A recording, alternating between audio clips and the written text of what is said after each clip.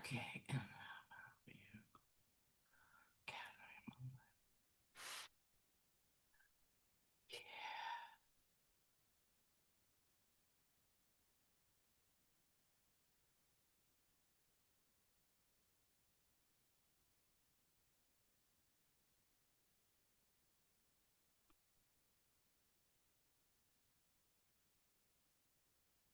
There you go. Oh, that is big.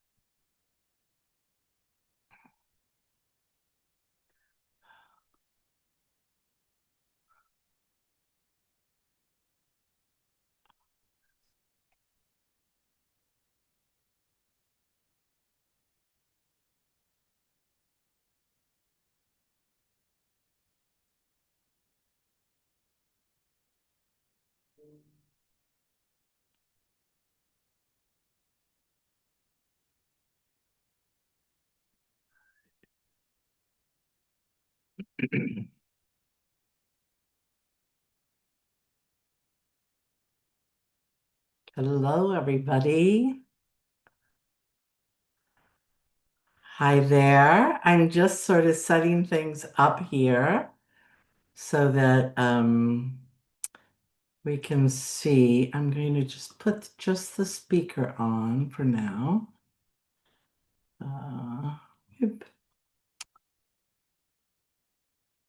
Darn. Don't you hate it when it's supposed to be smarter than you? Okay.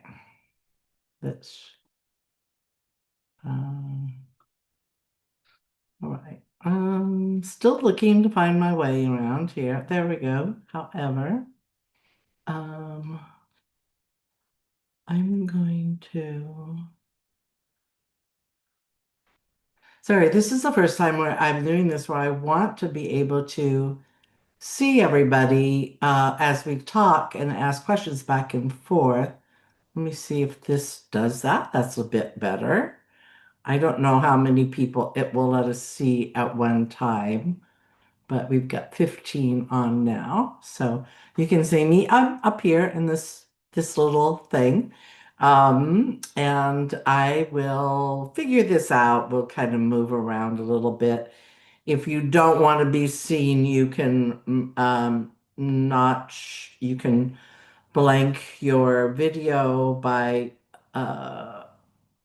let's see, putting you can switch your camera. I don't know how that's going to do it. I'm going to go ahead and admit Sharon as well. Get ready. I'm assuming those of you who are in the coldest part of the world right now are all warm and toasty. It's actually pretty nice here today. We're kind of in this what is more typical. We had our cold weather like 3 weeks ago while I was in the States. It was extremely cold for this area. But now we're back to like 46, 48 in the daytime, maybe into the 50s, but rainy. And as you can see, this is just starting to get dark outside here. It's just barely getting kind of dusky.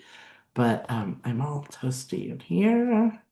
And I think this we're going to do it like this. If we can't see everybody on one screen, I'll figure out the next part.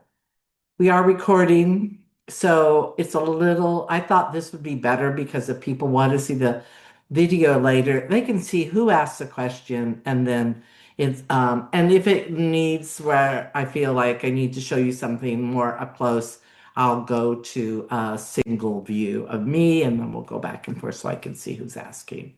So, well, lots of familiar faces and some new ones. And this is sort of one of the, I wanted to do some different things this season as we go, kind of run, hopefully run out of winter pretty soon. Around here, February, it starts to be a false spring, and I already have a daffodil or two up and a few things.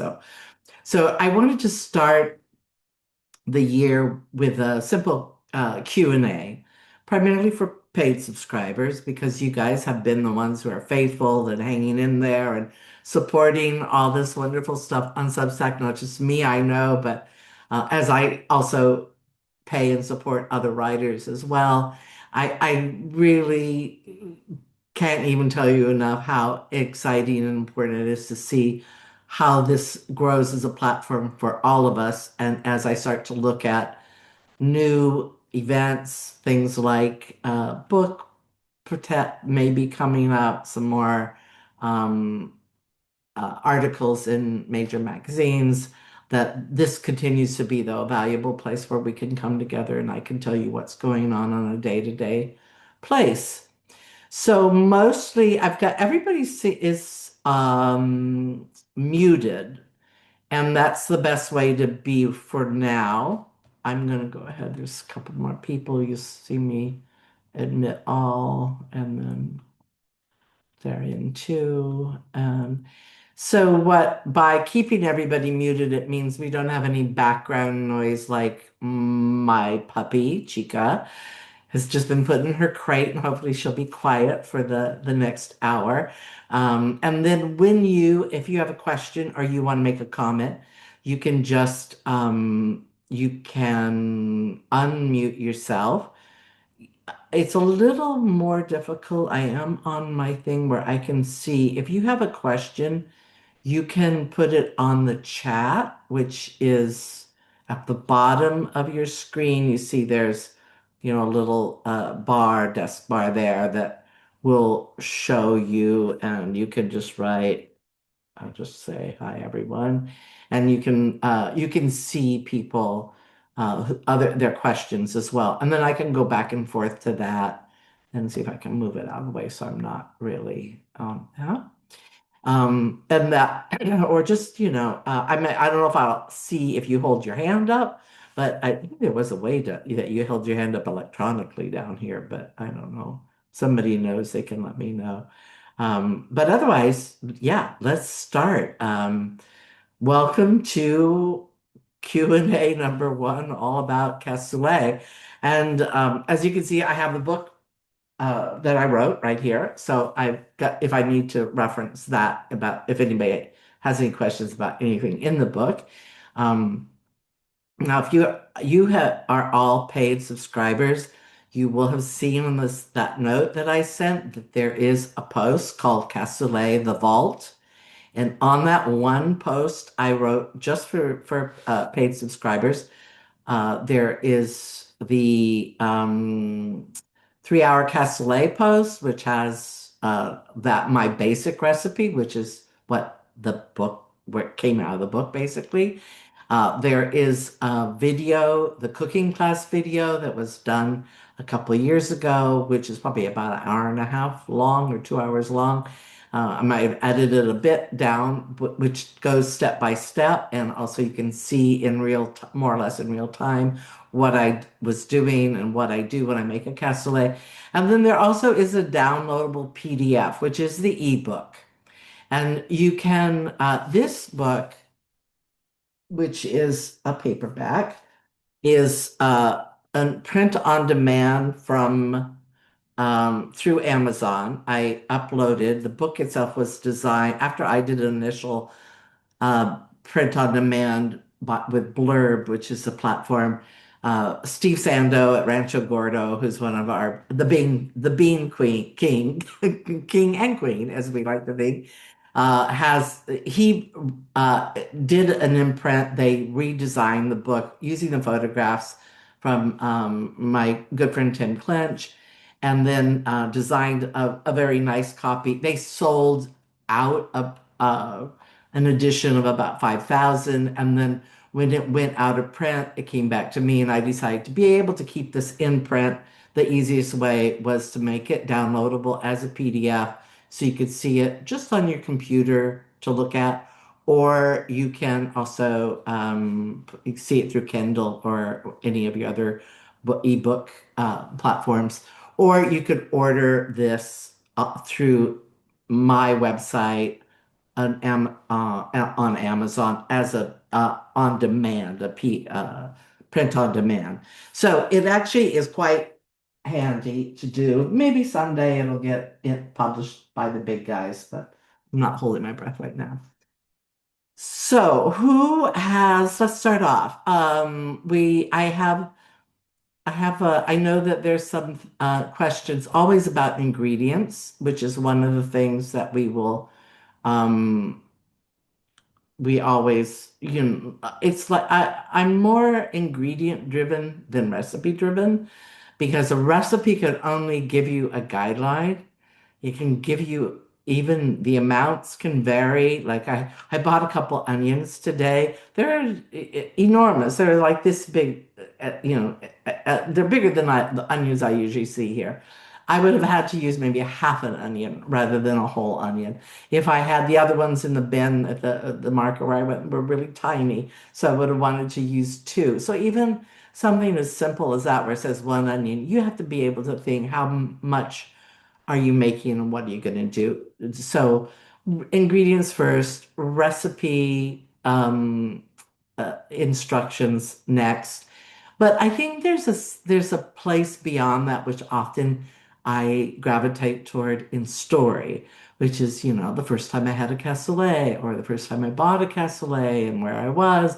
All these things kind of flood in and fill my cassoulet brain when I go to cook, I'm thinking about all that. And it's like anything you do in life, every experience you have adds in, and when you're cooking, you want to have as much at your resources as possible, which is why I always argue for cookbooks with headnotes, cookbooks with stories. I mean, you can download, if you went to Google right now or any other search engine and you just put in cassoulet recipe, you'll end up with dozens of them. Will they all be good? No. So you have to be able to read and be discerning. I do a lot of cross-referencing when I'm looking for recipes online. So it's these extra things, or maybe I hesitate to call them techniques, but little tips or tricks that I've learned over the years about making cassoulet that I thought would be easier to pass on in this more casual way. So, who wants to start? Anybody have a question? I'm going to try to keep an eye on my list so I can see if there's I any. I have a question. This is Hey, hi, Vivian. Vivi. How are Hi, you? hi, Kate. I'm good. There's something that you've talked about, and it just kind of fascinates me, and I've tried it. First of all, making my own Toulouse sausage with the meat versus the fat ratio, and I know it's just the meat versus fat ratio plus salt and pepper, and making the long sausage that in the casing versus making the little quenelles of sausage. And can you talk about the difference, the making the fat ratio? I don't know if it's 80/20 or 70 Mhm. 30. The fat to meat ratio, can you talk about that if we have to make our own because we can't buy that here? And Sure. then also talk about the difference of using it as a sausage in the casing versus the little quenelles that you make. That's Okay, my great. question. Okay, And great. So sausage is actually that's a great way to start because I think sausage, I'm very aware. I actually just was in the States. If you've been following my what I was doing, I was home, meaning I was at my brother's house for 3 weeks in the Boston area, out in a nice sort of country, New England country area, and we went shopping. Of course, it was before Christmas and the holidays, and it was pretty manic. And I was just trying to find basic things that I know, like a chicken. I mean, I can get great chicken here, I know. But when I go to the States, it's like, I'm pretty confident that I know I can get something good. But it was, first of all, it was before the holidays. So it was like bumper cars, people who don't usually shop, people were buying way more. Probably you just experienced that on the East Coast and the South this week where everybody was shopping for this mega storm. But what I find though, the hardest thing and the question that most gets asked about sausage is what kind of sausage should I get? Because we don't have saucisse de Toulouse. Now, to give you a quick, it is a legal designation here in France. So this means it's is it an AOC or a DOP? It's one of those French designations that ties a product to a place because it has the name Toulouse from the town in it. And so the sausage, saucisse de Toulouse, has to be made within the southwest of France from pigs grown, raised and grown in the southwest of France. And there's a designation for that area, fed on feed, corn, wheat, barley, all the other things that feed pigs grown in the Southwest. So that's the number one thing. They're really laying claim. But the recipe for a saucisse de Toulouse, which you can make at home without having a pig flying a pig over, is very simple. It is pork meat, pure pork meat in the ratio, as Vivian mentioned, it's 80% lean to 20% fat. Now, that's a very lean sausage, and it's what we expect if we buy a normal sausage here. They don't necessarily, butchers don't necessarily measure out all the lean and then measure out the fat and add that in. What they do is they'll take a shoulder of pork, which will be about 20% fat to 80% lean, because that's kind of how the pig grows. If you have a very fatty pig and you have a loin this big and that much fat around it, that would be off proportions.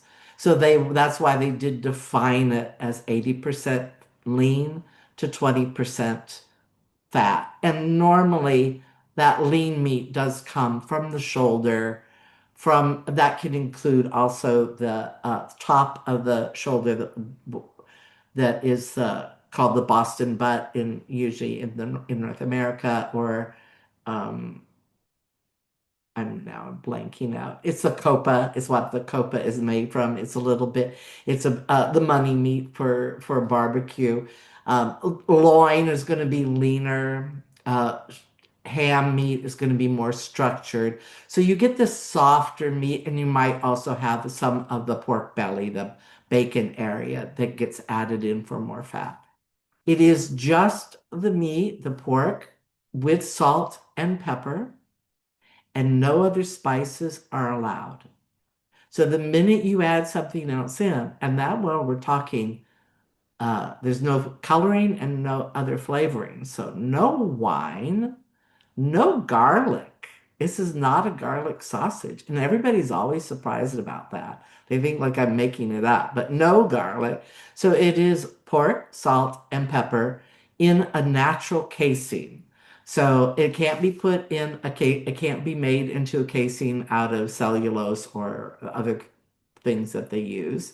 It has to be a natural casing, and it is unlinked.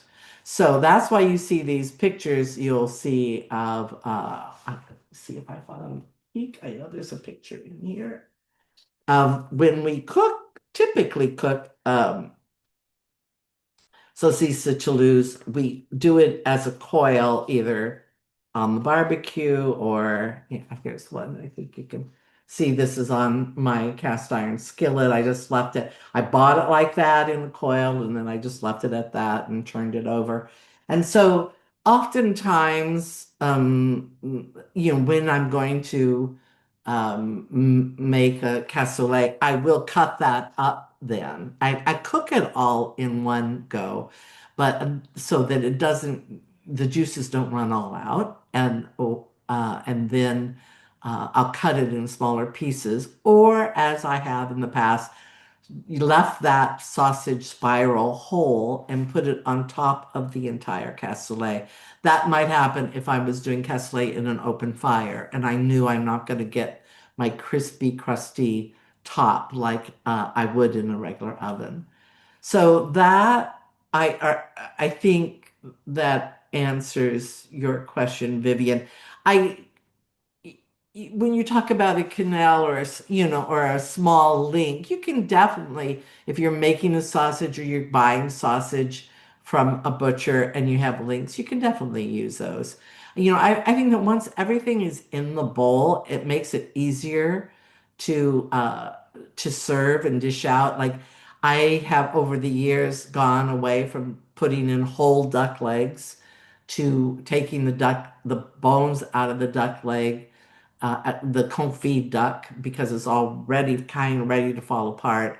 And then just put the duck meat in big chunks inside. It makes it easier to dish out, especially when you have a big cassoulet and you're going to serve, you know, 10 people or 12 people, 8 people.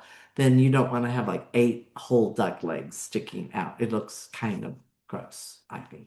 But that's me. So by canals, I think you showed us one time where you didn't put it in the link, you just formed little pieces Yeah, in I your might mind. have just, yeah, in that case, I would have probably, because I couldn't get the link sausage like I wanted. You know, the Italian sausage has fennel in it.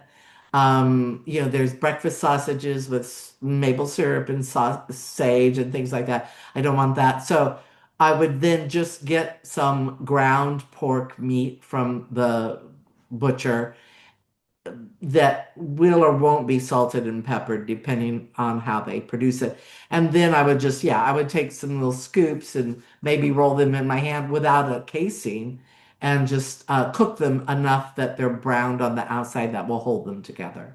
In that case, I would do them kind of small, like this, like smaller than a big link because they're just, it won't hold together.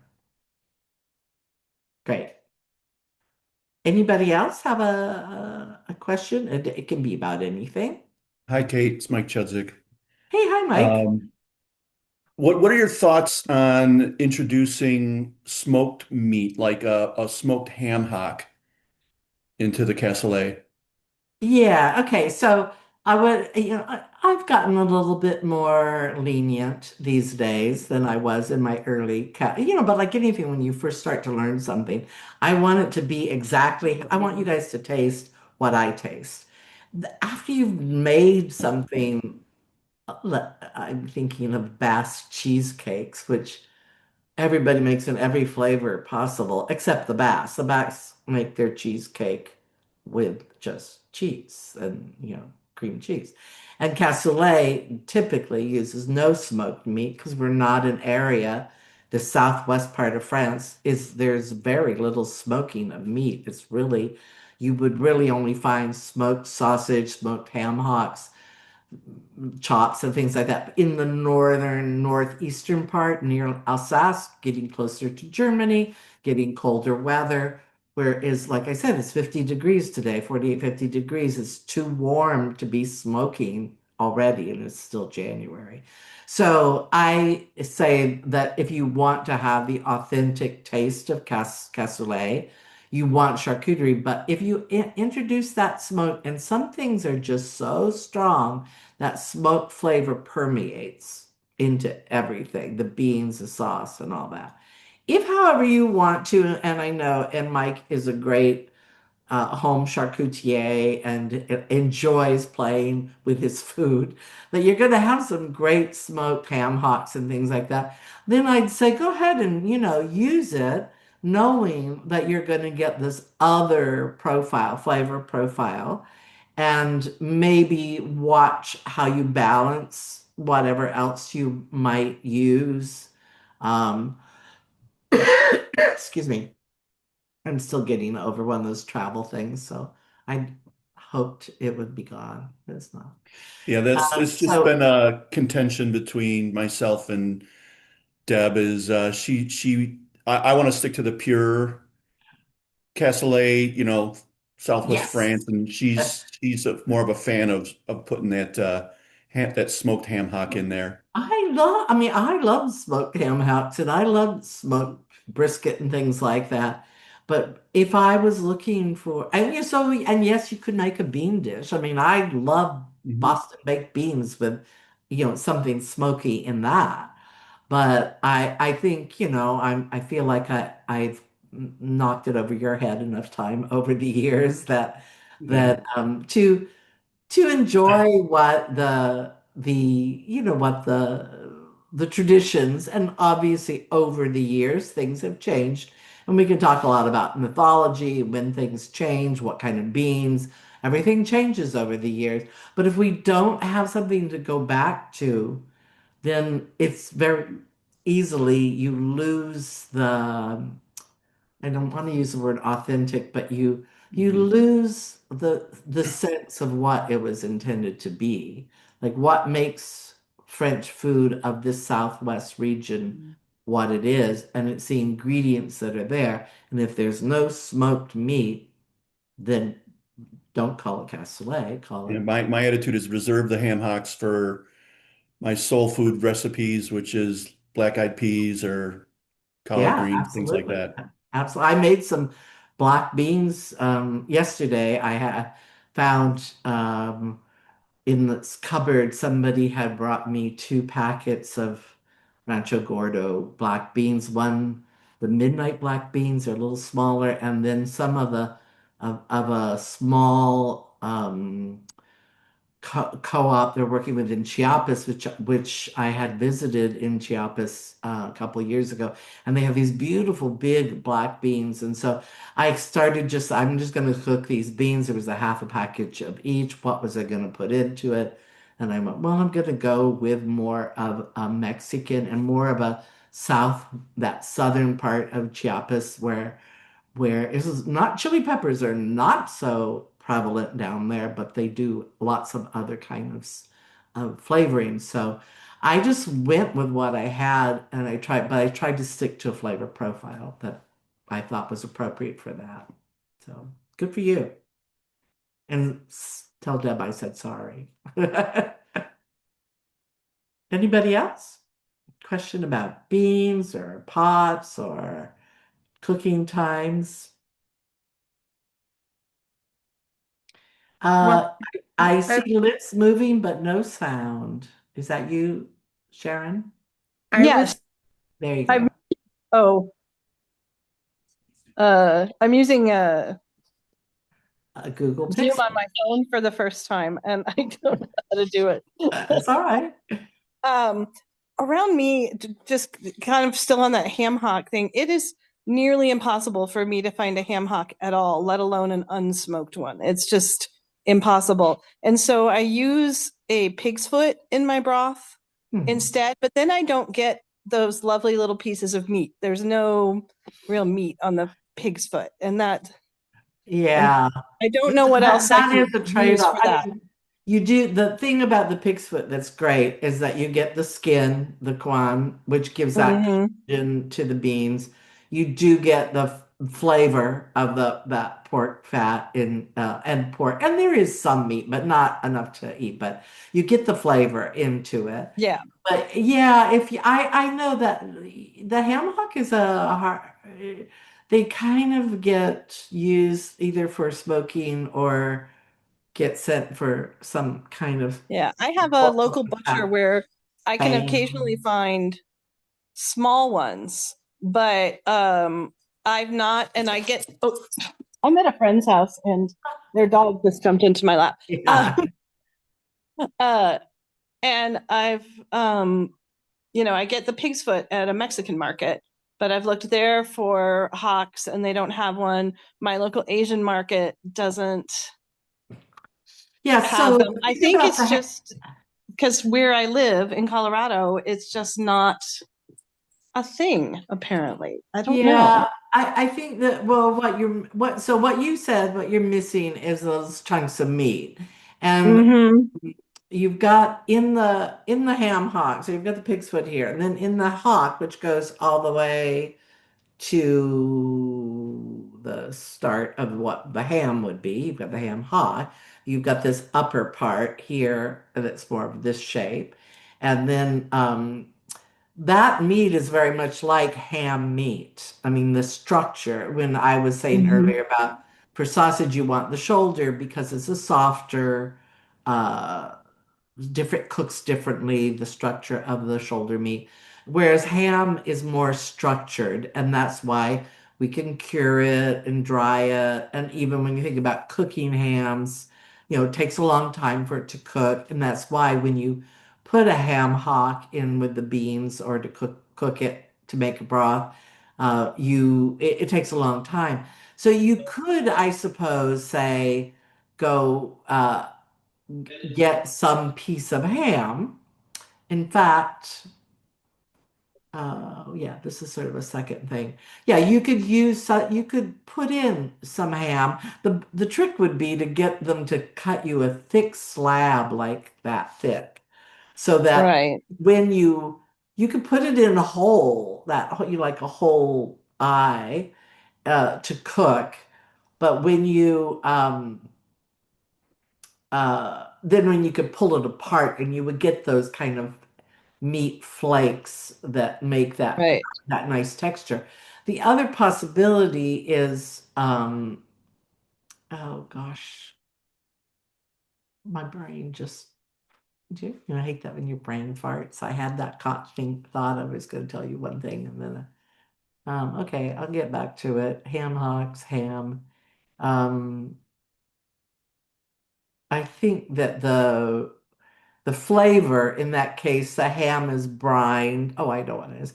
The ham is usually brined in some kind. Now, if you got fresh pork leg that's not been brined, it's not going to have that flavor.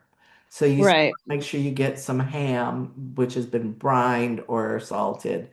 And one of the butchers in Toulouse at the Victor Hugo Market that years and years ago, she told me her secret to cassoulet. They had a big bowl of beans on their counter, and I was going to buy some beans from her. And she said, "What are you going to use in your cassoulet?" So I was very proud. I told her I knew how to make it, blah, blah, blah. And she said, "Well, I'll tell you my secret." She would take the end of the ham. So you've got a whole dried ham, like a prosciutto ham, Hmm. a country ham. And then, so you've got that rounded end, and then it gets smaller to where the ham hock would go. That part, that smaller part, they can't cut and slice very easily.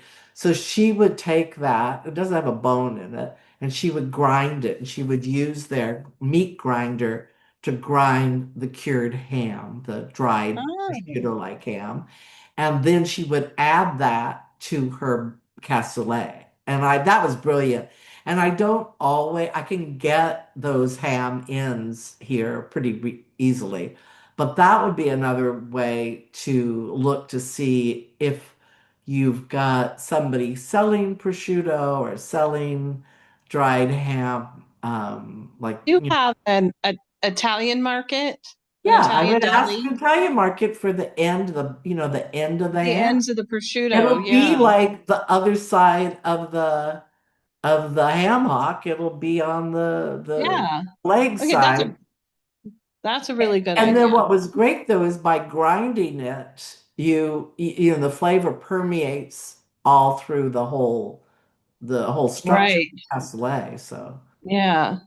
let me know if Great. that works. Yeah, Never thought of that, but yeah, because I mean, like I said, the pig's foot does a great job with the broth. You get all the gelatin and everything from the skin and all the cartilage and everything, but you don't get those little meaty bits exactly. throughout.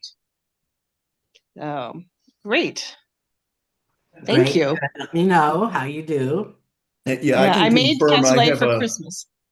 I have an Italian deli near my house and I buy the prosciutto ends all the time. They have them just already vac sealed out there, cheaper by the Great. pound than regular prosciutto. So I buy those all the time and bring them home for poor man's And if prosciutto. you tell them that you would like that, they might save them for you. To them it's not a very, and they can charge you whatever they want. They're going to make more money than tossing them away. So yeah, Yeah. great.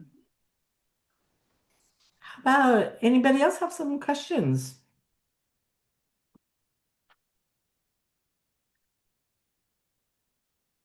I can't I see I everybody. I would like to ask another question. So about the duck. Yeah. So I just bought a case of duck leg thighs or cuisses or whatever they call them. I just bought a case of them, and I'm going to make duck confit out of almost the whole case. Uh-huh. But I have a question about a few duck legs that I want to try something else with, and I just want to Mhm. ask your experience. And if you say that's not related to cassoulet, just tell me to shut up. No, that's fine. I mean, So, what about braising the duck legs in red wine? Have you done yes. that? And if so, is it worth doing? And what would you serve? How would you do that? How would you serve? You don't have to tell me how to do it. I know how to braise, but what would you Yeah, serve yeah, it what with? you could do is I would use as a kind of a guideline. We definitely would do duck legs or thighs primarily in red wine, and it would be called either a civet, Civet, or a salmi, Salmis. Both of those are wine-based recipes or and braises. Braises are where the meat is cooked in the wine. The difference is, I don't know. One they tend to think of game. So, like you would have a wild duck, or you'd have pheasant, or you'd have a civet de sanglier, or wild boar. That's very common to do these wine-based recipes. I might have done one on the Cooking with Wine series I did for some, but there is in if I don't think I might have a recipe on somewhere tucked in there, but you could certainly just look. It's pretty basic. Though you would either marinate the meat overnight in the wine and with some aromats like carrot and bay and onion and whatever, and then you would cook the thighs, the duck thighs, in that wine slowly and poach. It's more like poaching. So very slow cooking over the top of the stove. I would just put it on the top of the stove. And then here you could actually buy that also in jars, like you would find confit or other things, and then people would open the jar up and heat it to serve it with puree or some kind of polenta. Often is a kind of the la cruchade, which is the cornmeal. Um, like polenta that they also cooked within this area. So definitely, yeah. And I think that the pretty straightforward one that's why I can't remember if it's a salmi or the civet that often will call for some of the blood from the game because they're assuming you've shot this critter, venison or whatever, and you've kept some of the blood, and that blood will be used to thicken.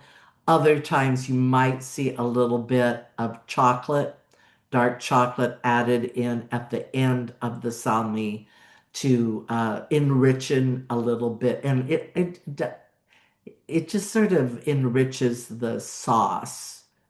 And you don't usually add anything to thicken it. It just thickens by reduction. So there's no flour or other, lamb that would make that. But yeah, it's a great idea and delicious. Thank you. Yeah. Kate, what's your thoughts on slow cooker versus oven? Oh gosh, you've been in my kitchen. So, full disclosure, Mike was here while I was gone in the States taking care of baby Chica and spoiled her rotten. And so he's been in my kitchen and for all the ins and outs of it.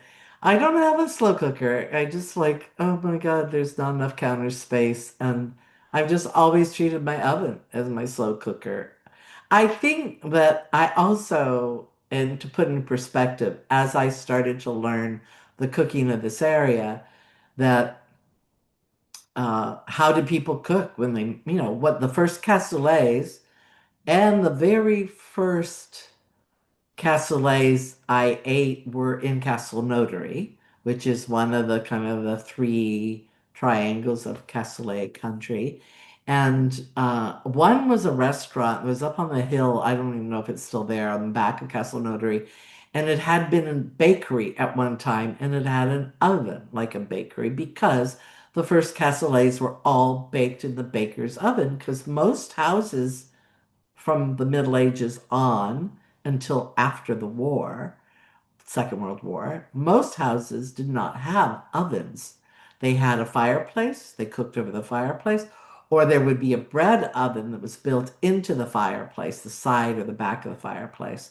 And then, but people would bring something they wanted to bake in an oven. So you don't have cakes, you don't have those kind of delicate oven things. People would bring their casserole of beans to the baker, who would put them in when his bread was done, would put them in and leave them. And in fact, one year when I went to Italy to do a workshop, a wood-fired oven workshop with my friend Judy Witz Francini, I did a cassoulet. I got all the wonderful charcuterie um, from the wonderful butcher Dario in Panzano.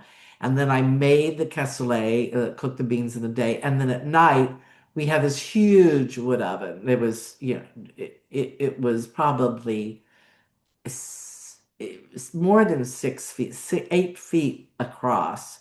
And so it took about 4 days to build the temperature up. And then once we got it up to where we wanted to cook with it, we just kept the temperature going. And then at night we would add more wood. So in the daytime it was ready to go. So I put this cassoulet in at night as we stoked the oven some more and then left it, and overnight as the temperature went from probably 400 or 500 degrees slowly down until the morning where it was 200 or something like that. So it meant that the beans and the cassoulet cooked for several hours, 6 7 hours, but not the same temperature, just gradually. It was the best cassoulet I ever made. I was so proud of it. So here, almost all these recipes are going to be oven based, and I wouldn't even know. And I think what's missing, if you could certainly cook the beans in a slow cooker, excuse me, but you're going to miss that wonderful top crustiness that happens through evaporation and the top heating of and the reason why the casseroles are created in bowls like this, which are, this is a cassole, a typical cassole from the Knot Potters down by Castle Notary. This one is about would serve like 8 French people, but 10 or 12 Americans. I always have to say, the biggest one I have was for 12 people, and I have that on top of the the shelf in the kitchen, the old kitchen. But this whole surface area, the fact that it's conical like that, was to give a depth. You don't want to cook it in a shallow pan. You want it to be deep so it stays moist, and you don't lose all the, you don't want to evaporate all of the liquid from the beans, but you want the surface, which is much bigger, to be evaporated, and that's where you get that nice crustiness that the beans produce and the skin or the quan produce. No breadcrumbs, please. Nobody's asking me about breadcrumbs, thank goodness. So breadcrumbs are what you use if you buy a can of cassoulet and you're going to heat it up, and that's how most French people do not make cassoulet at home. They don't know how. They wouldn't expect it would be like, oh, I don't know. Everybody makes everything at home. Oh, I was delighted to find that my family, who are not really great cooks or don't ever seem to talk about food like I talk about food, but they all make sourdough bread thanks to COVID. So everybody they go to all this elaborate stuff to make these delicious loaves of bread. But people, there must be something that people don't cook at home that it's better to go get out, and that's how cassoulet is. And people have cassoulet all over. Like I couldn't find any of the tarbay beans when I went to the grocery store this morning. I thought, oh, I'll get a package. I had some other beans here that I could, show. Like these are flageolets. They're like they have a green cast, they're quite small. And these are the lingots, which is what is typical of the Castle Notary area where they actually grow them there, or in the north. These are from the north. But there were no Tarbay beans, which is sort of the shoo darling of the cassoulet world now, because they come from Tarbes, but the supermarket didn't have any. They had very low selection of white beans. They had some red beans for chili con carne, which was sort of funny. They had lots of lentils. But the Tarbay beans, which are a type of pole bean that they're probably twice as big as any of these beans that I have here. And that's why I like them for a couple reasons. They're bigger.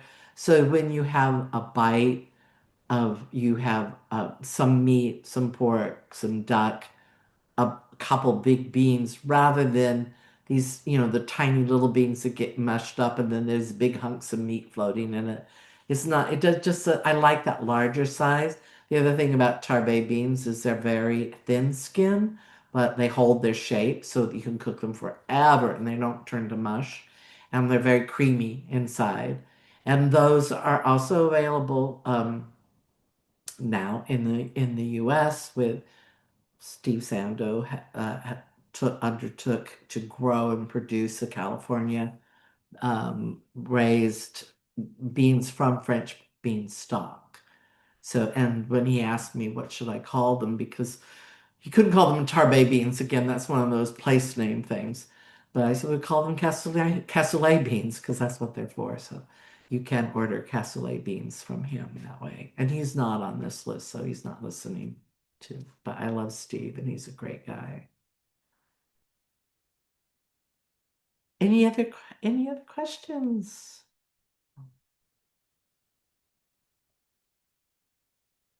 How do I purchase a cassoulet, Tim? I'm just checking this out. Yeah, so there are a couple places now. The well, there are potters in the United States, and I'm assuming in Canada, who would make and do make casseroles out of a very similar shape or their own design. Um, I'm assuming, and you could buy from them. There's a few. I'd have to look to see. I think we could just do a quick Google search. We'd find Coyote Clay is one of the names. They're not cheap because well, you get they're a lot of work. You get big breakage when you do big things. And also the type of clay is really important. The thing about these casseroles are made from a clay that is from this part of France where they're made, but it has like and they were fired originally in just wood kilns, but it's a very, very hard fire. It's not like a Mexican cazuela or a Spanish cazuela. It's like I do have a couple things that over 20 years, 25 years have cracked, but there's only one casserole that I have, and that's my first one that is from 1988. So it's like a vintage one. But so to get a casserole from the Knot pottery, their name is Knot. And the brothers are no longer working. The sons and the father and son, so they dropped the Knot Frere, and it's just Knot. And they don't ship or set that you can go and visit and buy directly from them when their studio is open. Or there are a couple places in right near them, which is near Castle Notary. And what I'll do is I'll look up uh, there's two. One has changed hands, so I don't know the name. One was called the Nature House, and I know there's another one now that will do shipping. The shipping is horrendous these days. You could probably get an airplane ticket for the cost and just come over. I mean, you're going to come over anyway, so just tag on a few days. The pottery is about 2.5 hours east of Come on. So it's on the other side of Toulouse, but it's a nice drive and a lovely place to stay down there. And then you could eat cassoulet in that area. Anybody else? Any other? Who's made a cassoulet recently or going to make one? Kate, I see Tim's got one, and Sharon, Vivian, Mike, Mary James. Good. Well, I encourage you. It's a great time of year. You can't, if you have good ingredients, it's pretty hard to mess it up. You just sort of need to say, start with good ingredients. You don't have to have everything. And I certainly, I know I just bought some confit duck today in the market too, in the supermarket, because I haven't been here and I haven't been making any confit in this last year. So I can obviously just buy it. I know things, you can get some things online. Rather than making everything from scratch, I would start with acquiring the instruction, the ingredients that you can get, and then make and see what it's like, how you like it. Some people say, oh, I don't like it's too starchy or it's too liquidy or what. And that gives you a base. And then as you become more adept at understanding what cassoulet is, then you can say, well, I'm going to make my own sausage this time, or I'm going to do this, or I'm going to make duck confit, like Vivian's going to make a duck confit she does every year, and then she'll have enough to use through the year. So it's not, don't have to make it a 3-day thing. In fact, you'll see my recipe on the Substack post is called a 3-hour cassoulet, because that's really if I have everything there. The beans are not cooked yet, but if I have the duck confit already made and I have the sausage already made and whatever other meat I'm using, then starting from scratch with the beans, I can have a very good, more than decent cassoulet in 3 hours, because you really only need about 2 hours in the oven. Is in the oven. So I'm just gonna let Cheryl in, but we're running to the end here. Any other questions? I just wanted to make a comment that years ago, I made, well, of course, your recipe for a gathering when my brother came to visit from out of state. And people still will say to me, "Oh, I remember that so well." And I think there's something that is so, the recipes, your recipes are so amazing, and they're just the history and the memories that they have brought me and my family. I just want to thank you for that. And if there's one regret that I have when I was there with you back in 2011 is that I did not come home with the cassoulet. Yeah, thank you, Kate. That's very sweet. And I think it's one thing. I think like something like cassoulet, you can make it once and live on it the rest of your time because people will remember that. Remember I made when I was very young and or just married. I made uh, an apple strudel or a blackberry strudel or something. We were living on Lopez Island. I had a wood stove. I didn't really know a lot, but I had a couple things I could do.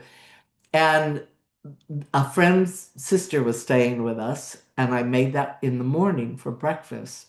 Over the years, she must have repeated how every morning I wake up and make an apple strudel for breakfast. I did it one time, but I just let her continue on to expand your repertoire.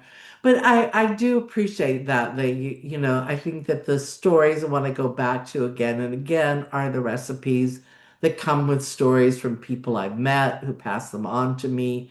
They're tied to a place, they're tied to my own memories. And when I talk about, are we doing this as a memoir? Are we doing this as a book? Are we doing this as like when I'm writing on Substack, what am I looking for?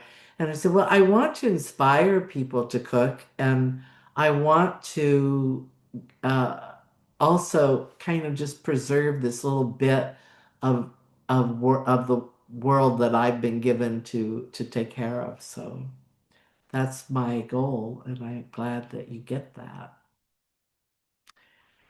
Well, everybody, I'm gonna let you all go because it's almost dinner time here, and did put those black beans I put in the oven before we started talking. So I've got those. I've got some avocado. I'm going totally Mexican tonight.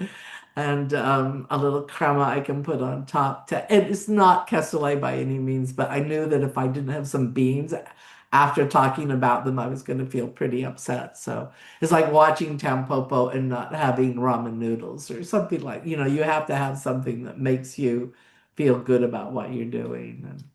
And if you have any other questions, feel free just to drop me a line. You can certainly, you can write me directly through email or through, if you're on Substack, on the app, there's that little chat device that seems some people use. And yeah, I'm hopefully back on track for the rest of the season now. And it was good to see everybody's faces, and we'll do this again. Hey, can I ask one last thing? So Yeah, sure. you cook those black beans, they're in your oven. And Yeah. I just cooked a pot of Rancho Gordo black beans, the ones that came from the special project in Mexico, and I cooked them 2 days ago.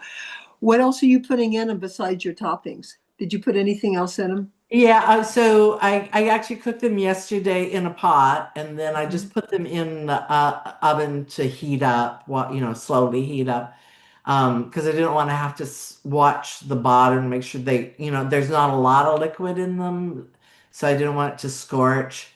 And what I used was I put in bay leaf, because bay leaf I figure is my like epizote, because I don't have access to that. I would use that if I had it. I put in onion. I put in uh,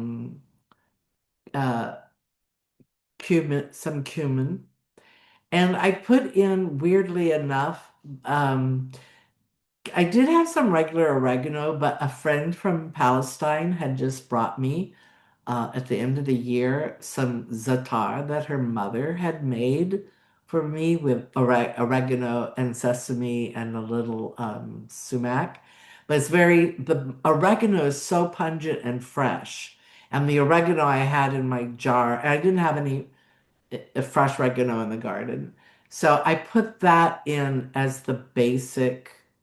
I didn't put anything. Oh, and then I had a small chunk of chorizo, literally like that big from the end. I think that was yours, Mike. It was the end of what you left of some nice chorizo. And I had a few slices off of it over the last week. And then I thought, no, I'm going to go ahead and I peeled it and put that in. And then I had a potato, a baked potato, extra. I baked a couple trying to, when I cook for myself, just do one or two things I could grab for later. And so I just chopped up that potato and put that in with the beans at the end. They were already cooked, but to put that in the end. So just to make it a little bit more whole together. But that was it. No other vegetables, no carrots or anything like that. Great. All right, my dears, great to talk with you, and look for me in your mailbox sometime next week. I'll tell you what's happening next. Take care. Bye.